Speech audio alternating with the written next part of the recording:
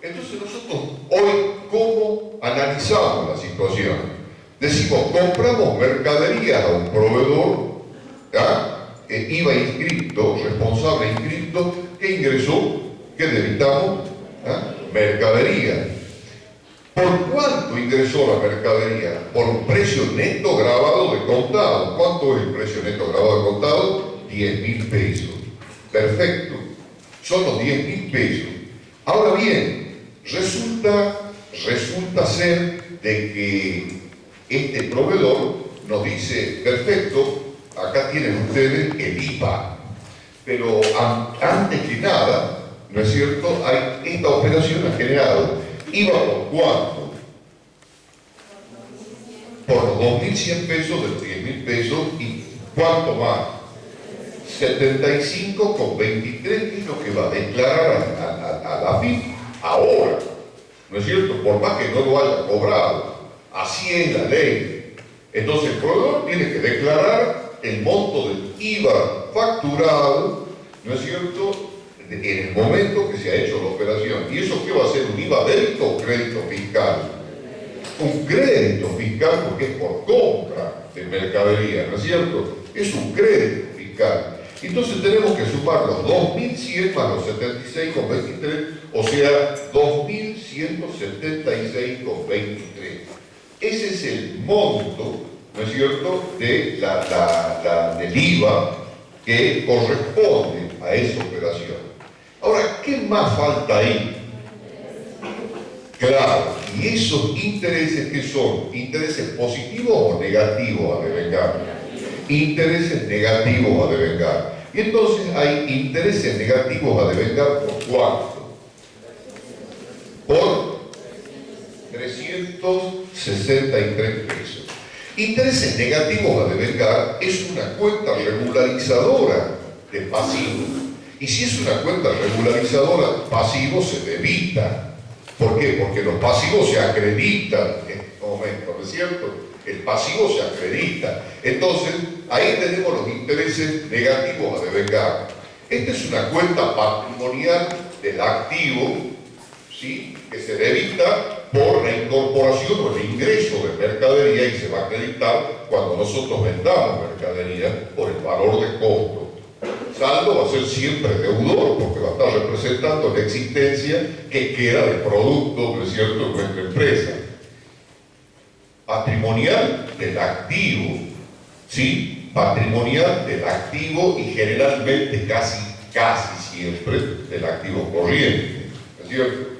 Se debita cuando se ingresa la mercadería, se acredita cuando se vende mercadería o sale la mercadería, y evidentemente se acuerda ese asiento que dice el costo de la mercadería vendida a mercadería o a productos elaborados. Perfecto. Y va a tener un saldo deudor que va a representar la existencia del producto a esa fecha determinada. El IVA crédito fiscal es una cuenta patrimonial que nosotros el crédito lo vamos debitando y va a ir al activo corriente en otro crédito, porque no es un derecho que nosotros adquirimos de cobranza, sino de compensación, ¿no es cierto? Es un saldo a favor nuestro del IVA que lo vamos a tener que utilizar, y ahora lo vamos a ver, en el momento de la determinación de la posición técnica mensual que hagamos del impuesto al valor agregado, ¿sí?, todos los meses frente a la FIP, ¿no es cierto?, para saber si tenemos a pagar o tenemos un saldo a favor que puede resultar. Ahora bien, el IVA crédito fiscal es una cuenta activa que está en otros créditos.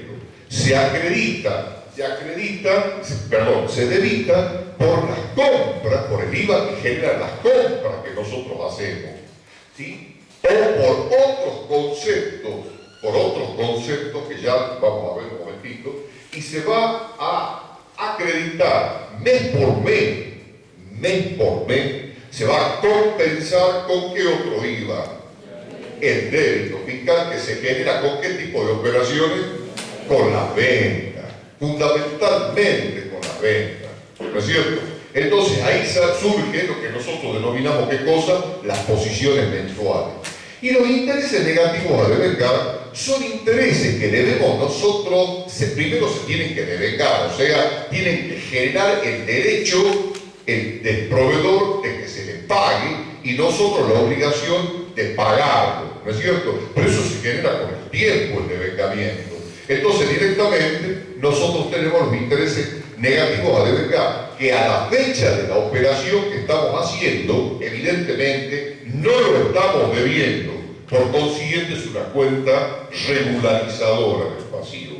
¿Y cuál va a ser la cuenta del pasivo que nosotros tenemos que acreditar por ese valor total de 12.539,23? ¿Qué le hemos entregado a nuestro proveedor? ¿Ah? Le hemos entregado un cheque de pago diferido. Entonces, acreditamos cheques de pago diferidos a pagar. ¿No es cierto? Eso es. ¿Y cuál es la documentación respaldatoria de esa operación? Evidentemente, ¿qué es el documento fundamental de la operación de compra-venta que nosotros tenemos? ¿Ah? La factura emitida por quién. ¿Quién emite la factura? El proveedor. ¿No es cierto? La factura que el proveedor nos da, donde ahí consta el lugar y la fecha en que se ha hecho la operación, el detalle, que bueno, la identificación de comprador y vendedor, y el detalle de unidades, cantidad y precio unitario y total de los productos que nosotros hemos comprado a precio neto grabado descontado. El monto total con el IVA discriminado, el monto total de la factura que va a ser los 12.100 pesos, y luego se va a hacer el detalle de que hay una nota de débito, ¿no es cierto? El detalle de la financiación, o sea, los intereses que genera esta operación más el IVA correspondiente. ¿Me han entendido? Por otra parte, la factura misma ya está diciendo la forma de pago. En la factura ustedes van a encontrar que hay un lugar que dice forma de pago y en la factura dice contado o a crédito, ¿no es cierto? Cuentas corrientes. ¿Ah? Entonces ahí ustedes tienen que hacer una cruz del casillero correspondiente de la factura. Este es el asiento que se genera en el momento de la compraventa, ¿no es cierto? Ahora bien, cuando llegan los 30 días, hoy es 22, ¿no es cierto? Y octubre tiene 31 días. Cuando llegue el 21 de noviembre, ahí se vencen los 30 días, ¿no es cierto? ¿Qué es lo primero que nosotros tenemos que tratar acá, a nivel registral? ¿Ah? Los intereses. ¿Qué pasó con los intereses el 21 de noviembre? Se devengaron, ¿no es cierto? Entonces tenemos que hacer el devengamiento de los intereses. ¿Qué significa eso? Que ya en principio ya esos intereses los debemos pagarlos. Y en segundo lugar, perdimos, ¿no es cierto? O sea, tenemos que reflejar el tratamiento primero de ese concepto de vengado que hoy, el 21, de noviembre, se vence. ¿Y cómo vamos a hacer? Debitamos ¿qué cosa? La cuenta que refleja la pérdida. O sea, vamos a debitar los intereses perdidos. O sea, independientemente de que se pague o no se pague, igual, tenemos que generar el devengamiento primero. El devengamiento, o sea, la pérdida de los intereses ya para cancelar lo positivo a devengar, ya no es más devengar, a devengar, ya está perdido.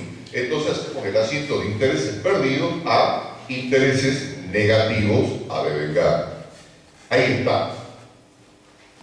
Es el primer tratamiento que hace en vencimiento de la obligación. Primero, el tratamiento de los intereses generados por la operación.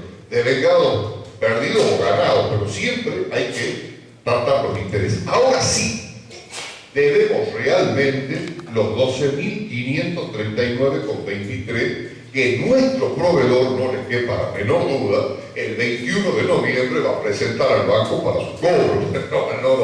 A lo mejor lo presenta el 22 y el 21 es domingo, pero de todas maneras, el 21 el proveedor presenta al banco, que evidentemente nosotros trataremos de que eso tenga fondo.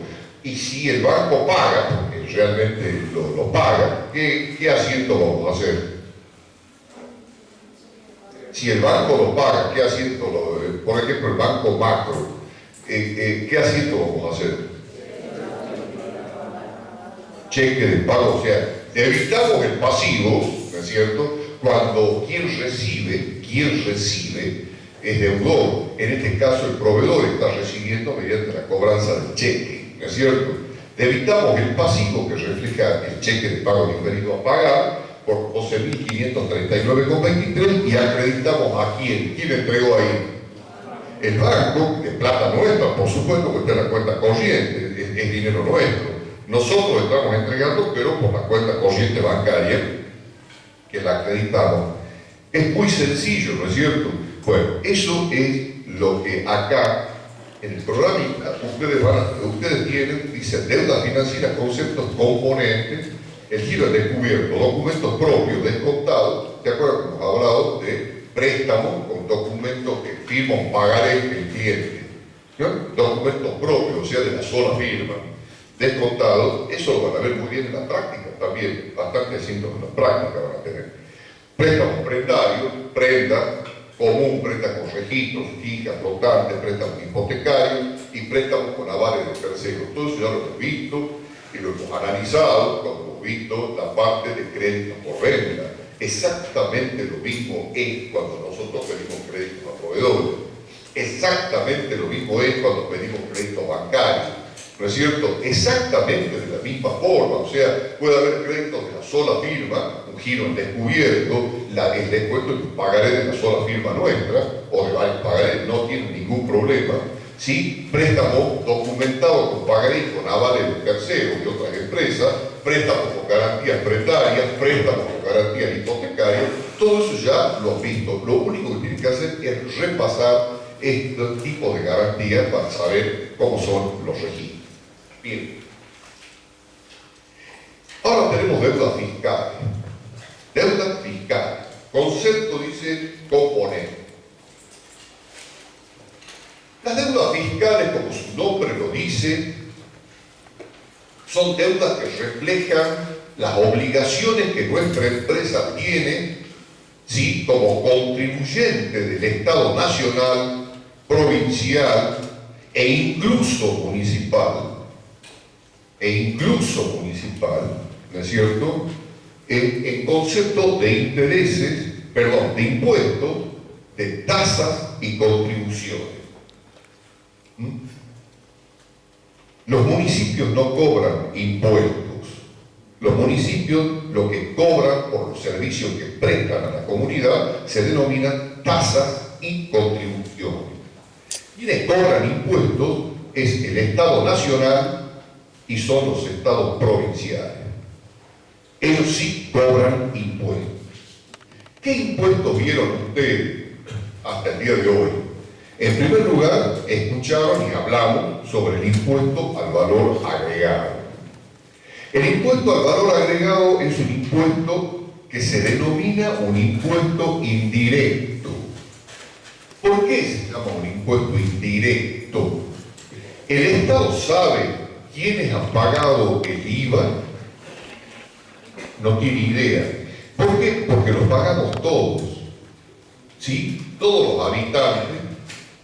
Cuando compramos productos o servicios que están grabados con el impuesto al valor agregado, estamos pagando el impuesto al valor agregado. El Estado no lleva el registro de quiénes son los que han pagado o no el tema del impuesto al valor agregado. Por eso se llama un impuesto indirecto, ¿no es cierto?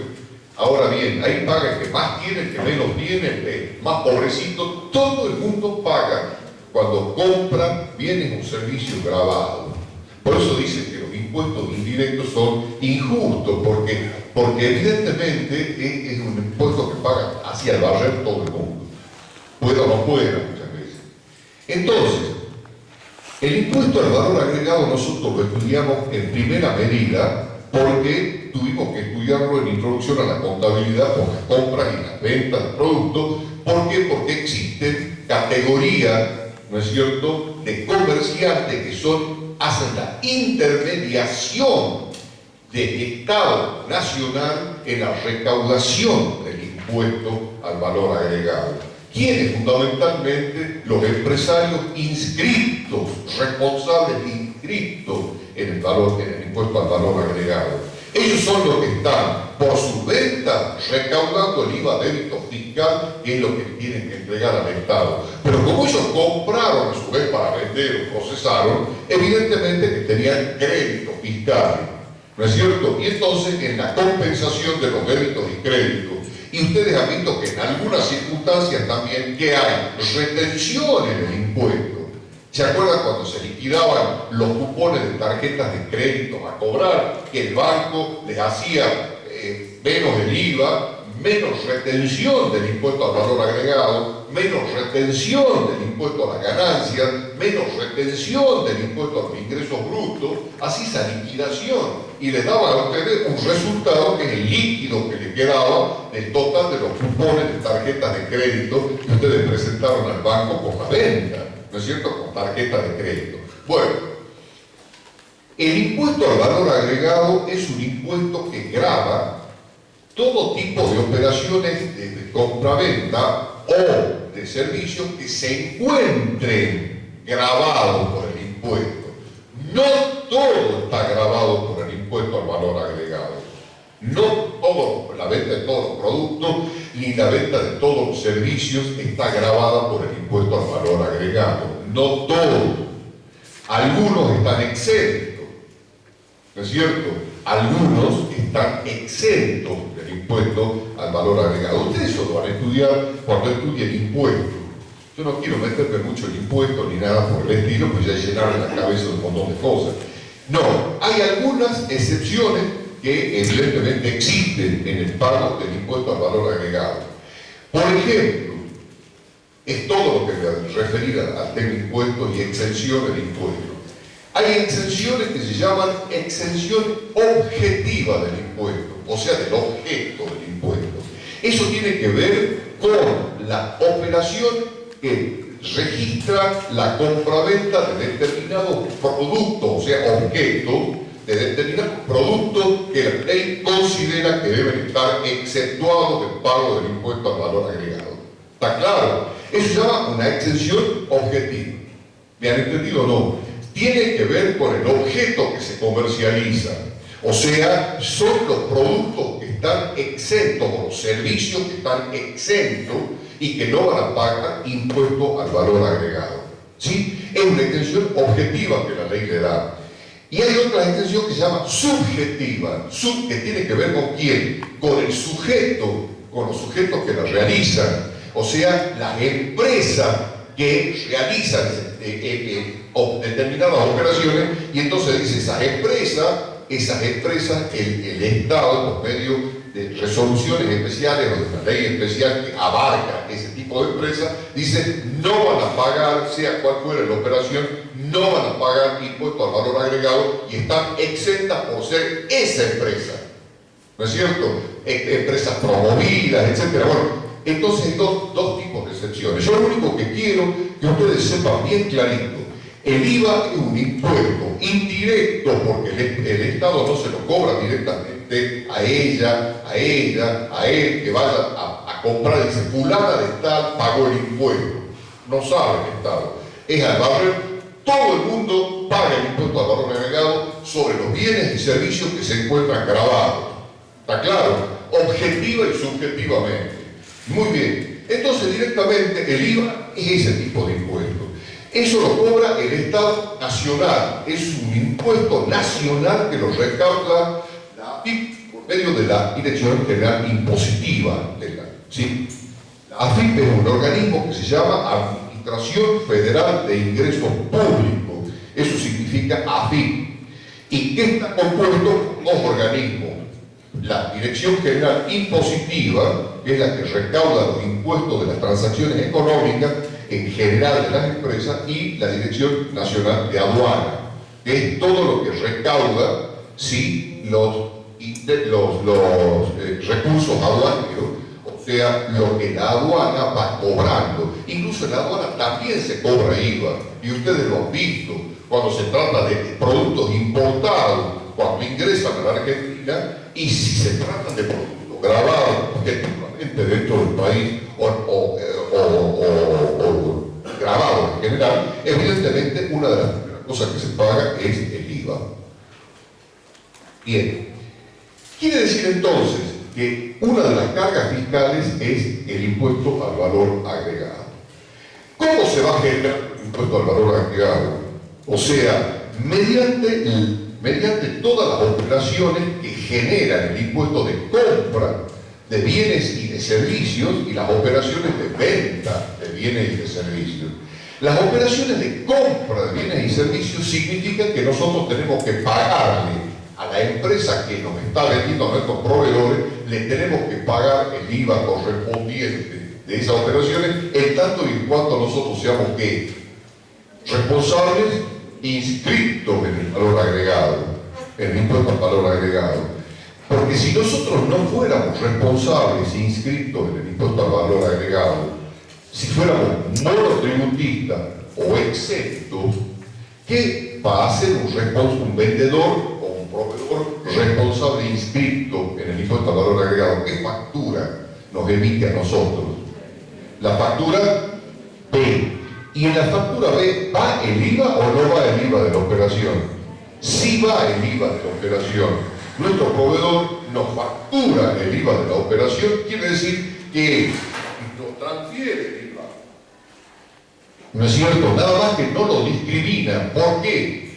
Porque ese IVA de la factura B que está incorporada ahí en la factura B, para nosotros no es un IVA crédito fiscal. No va a ser operación, como dice acá, directamente a ingresar la mercadería por los 12.176,23. ¿Me entienden? Está incorporado el IVA y entonces esa es como entre comillas, la desventaja que tiene el monotributista frente al responsable inscrito cuando le compra un responsable inscrito. ¿Por qué? Porque el responsable inscrito lo mismo le va a facturar IVA, nada más que no se lo discrimina. Entonces, el costo para el monotributista o el exento no va a ser 10.000 pesos, va a ser 12.176,23. Ese es el costo. Y como el monotributista y el exento no generan IVA, porque no facturan IVA, ese es el costo, y sobre ese costo va a determinar más los gastos de comercialización y administración, más el porcentaje de utilidad se lo transfiere al IVA al consumidor final. En definitiva, ¿quién paga el IVA de todo tipo de operaciones? El consumidor final.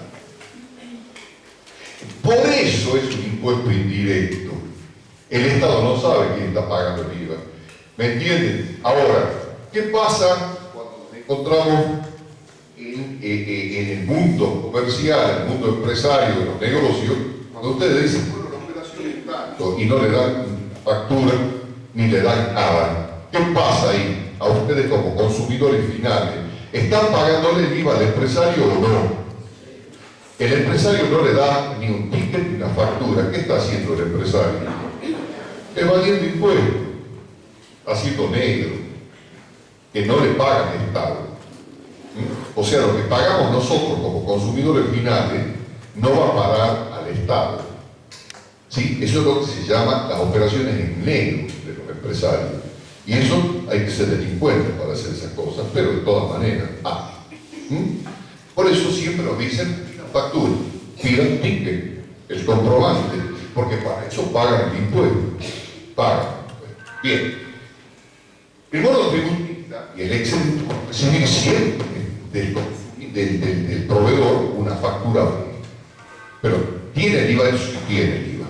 ¿No es cierto? Entonces quiere decir que el responsable inscrito, como en este caso, suma los IVA de las facturas A y determina cuánto es el IVA de la factura B. ¿Y cómo va a determinar? Ya lo han aprendido ustedes en la práctica. En la factura B, para determinar cuánto es el precio neto grabado de contado y cuánto es el IVA, lo único que hace es que hace con el monto total, con 12.176,23. Lo dividen en 1.21, pues eso significa el 100% del valor, ¿no es cierto?, del precio neto grabado de contado más el IVA, o sea, 1.21, el 121%. Lo divide en 1.21 para sacar la base, o sea, para sacar los 10.000 pesos. Gracias. ¿Me entienden? Entonces, con esto nosotros vamos a analizar con carga fiscal. Conforme nosotros vamos pasivos, evidentemente son las que están generándose por la compra que nosotros hacemos. Vamos a tener IVA crédito fiscal por todas las compras de productos, no solamente de mercadería, sino también de bienes de uso, de otros activos no corrientes, o sea, por la compra de cualquiera de esos bienes o por la construcción de obras que nosotros hagamos. Bienes de uso, otros activos no corrientes, y vamos a tener IVA también por la compra, fundamentalmente porque nosotros siempre ponemos el punto de vista en la mercadería y los bienes de cambio, y porque es el motor, no es cierto, de la empresa, y eso es lo que está todos los días funcionando permanentemente. Todos los días no compramos bienes de uso, pero sí todos los días podemos estar comprando mercadería y podemos estar comprando servicios, ¿no es cierto? ¿Y qué servicios compramos? La luz, el agua, el gas, el teléfono, los insumos para computación, todo eso que uno siempre permanentemente está hablando. Todo eso genera IVA.